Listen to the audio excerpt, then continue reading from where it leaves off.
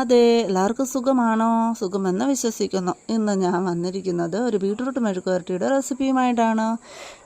ഞാനാണെങ്കിൽ ഒരു ബീട്രൂട്ടാണ് എടുത്തേക്കുന്നത്. ചെറിയ ബീട്രൂട്ടല്ല, വലിയ ബീട്രൂട്ട് ആയതുകൊണ്ടാണ് ഒരെണ്ണം എടുത്തേക്കുന്നത്. ആ ബീട്രൂട്ട് നന്നായിട്ട് ചെത്തി കഴുകി നീളത്തിൽ അരിഞ്ഞെടുത്തിട്ടുണ്ട്.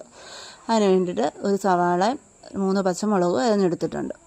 അതെല്ലാം അരിഞ്ഞതിന് ശേഷം ഒരു ചട്ടി ചൂടാകാൻ വെച്ചതിന് ശേഷം അതിലേക്ക് ഇവയെല്ലാം ഇട്ട് കൊടുത്ത് ആവശ്യത്തിനുള്ള ഉപ്പും 1/4 ടീസ്പൂൺ മഞ്ഞൾപ്പൊടിയും 2 ടേബിൾ സ്പൂൺ ഓയിലും ഒഴിച്ചു കൊടുക്കുക.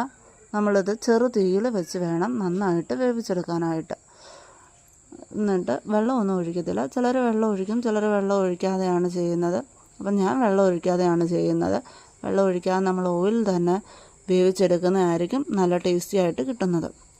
അവയെല്ലാം അടച്ചു വെച്ച് ചെറു തീയിൽ ഒരു 10 മിനിറ്റ് വേവിച്ചതിന് ശേഷം വീണ്ടും തുറന്ന് വെച്ചിട്ട് ഒരു 10 മിനിറ്റും കൂടി നമ്മളിതൊന്ന് ഫ്രൈ ഒരു ചെറിയ ഫ്രൈ രൂപത്തിലാവുന്നിട വരെ ഒന്ന് തുറന്ന് വെച്ചിട്ട് കൂടി നമ്മൾ വേവിച്ചെടുക്കുക.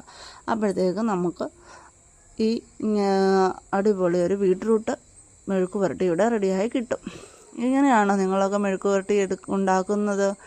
അങ്ങനെയല്ല എന്നുണ്ടെങ്കിൽ ഈ രീതിയിലൊന്ന് ട്രൈ ചെയ്യുക.